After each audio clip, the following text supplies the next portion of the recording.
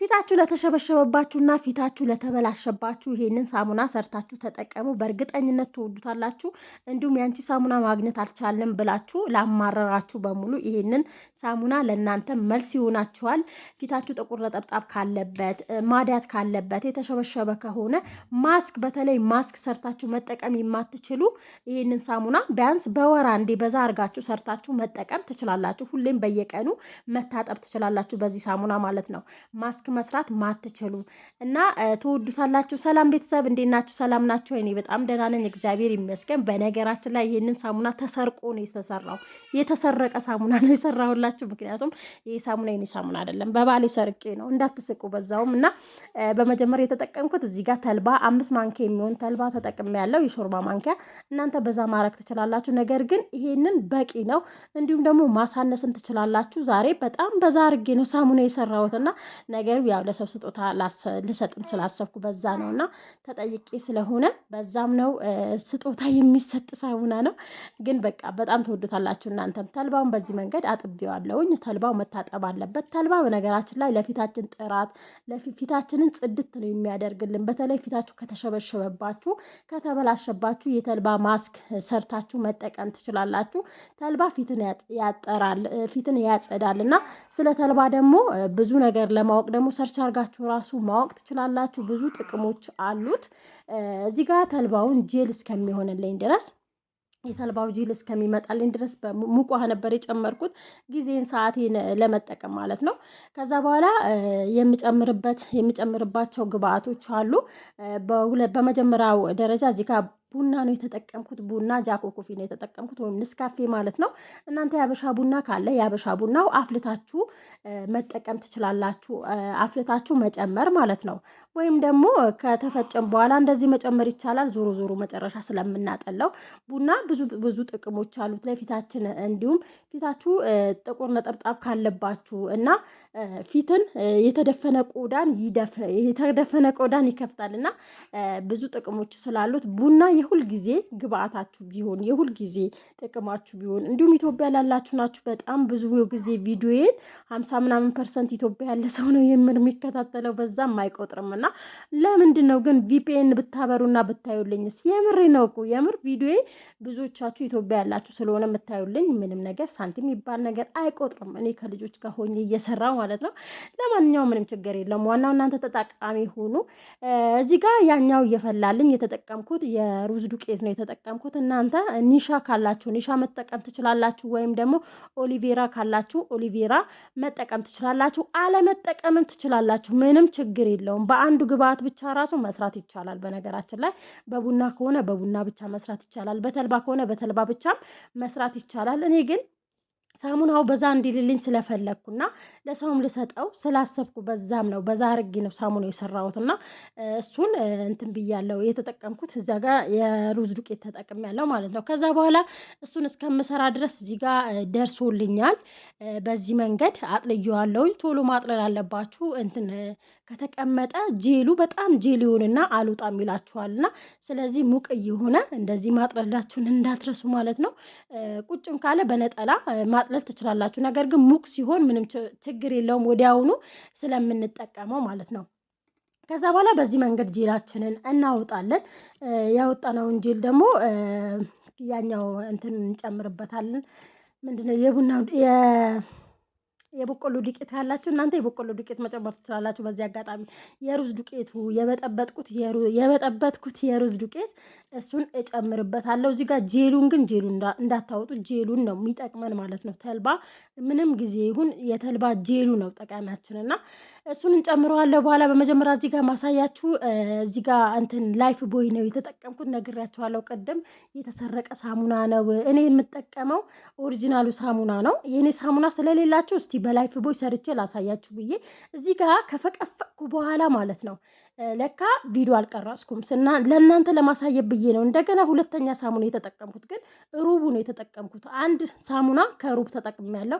አንዱ ሳሙና የሚይዘው 175 ግራም ይዛል ማለት ነው።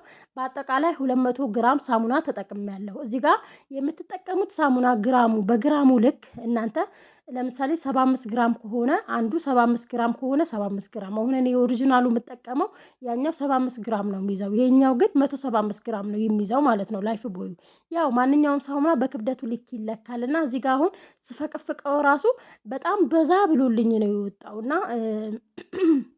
ይቅርታ ለድምጼ እንዲሁም በዛ ብሎልኝ ነው የወጣው። እዚህ ጋር የፈቀፈኩት እንደዛኛው ያልቆራረጥኩት በጣም ጊዜ ስለሚፈጅ ጊዜ ይወስዳል። እንደዛኛው ሳሙና ይሄኛው ሳሙና ቶሎ አይቀልጥም።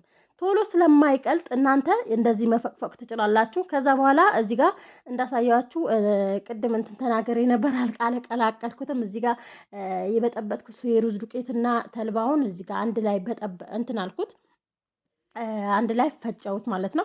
ከዛ በኋላ የተጠቀምኩት እዚህ ጋር ጋዝ አልተጠቀምኩም ነበር መጀመሪያ ሚስቴክ ሰርቻለሁና ሚስቴክንም እነግራቸዋለሁ። እንግዲህ አንዳንዴ ያው ብዙዎቻችሁ ሳሙና አይወጣልኝም ስላላችሁኝ እኔ በዛ መንገድ ሞክሬው ማለት ነው። ሳሙናው እውነትም አልወጣም ሳሙናው። መጨረሻ እንደገና ሌላ ሰርቼ ነው እንደገና ሌላ ሰርቼ ስላችሁ ራሱን አሳያችኋለሁ።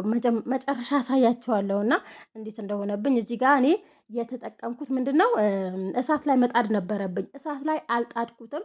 እሳት ላይ ምንም ሳልጥደው እንደዚህ ከመታሁት በኋላ ቀጥታ ወዲያውኑ እንትን አልኩትም ሳሙና ውስጥ ጨመርኩት። ነገር ግን እሳት ላይ መጣድ አለባችሁ። እሳት ላይ ስትጥዱት ሲንተከት እንትን ማለት አለበት። እስቲም ስታረጉት አረፋው ወደ ውስጥ ስለሚገባ እሱ ነው የሚያቦካባችሁ። አረፋውን ሲገባ አረፋ በሚወጣበት ሰዓት አሁን እኔ እዚህ ጋር ከና አረፋው ተጠቀምኩት እና ከዛ ቦክቶ ይቆያል። ሳሙና ሆኖ አይወጣላችሁም። ሳሙና ሆኖ እንዲወጣላችሁ ግዴታ እሳት ላይ መጣድ አለበት። እዚህ ጋር አሁን እንዳያችሁት እንደዚህ ሆኖ ነው እንትን ውስጥ የጨመርኩት ሳሙና ውስጥ የጨመርኩት እና ሳሙና መስሪያዬ ላይ አደረኩ። እንደዚህ ሳሙና መስራው በነገራችን ላይ እንትን መጠቀም ትችላላችሁ። ቅባት ቀብቼዋለሁ። እናንተ ደግሞ ከሌላችሁ ብርጭቆ ወይም ደግሞ ሲኒ ምናምን ነገር ብርጭቆ ስላችሁ አለ አይደለ ትናንሾቹ እንዲሁም ደግሞ ሃይላንድ ቆርጣችሁ በሱም መጠቀም ትችላላችሁ። በነገራችን ላይ ኢትዮጵያ ያሉ ልጆች አንድ ሁለት ልጆች ሳሙና ሲሰሩ አይቼ በጣም ጎበዞች ናቸው። ማርያምን አደነቅኳቸውና የሃይላንድ ቆራጭ ነበር የተጠቀሙት ማለት ነው።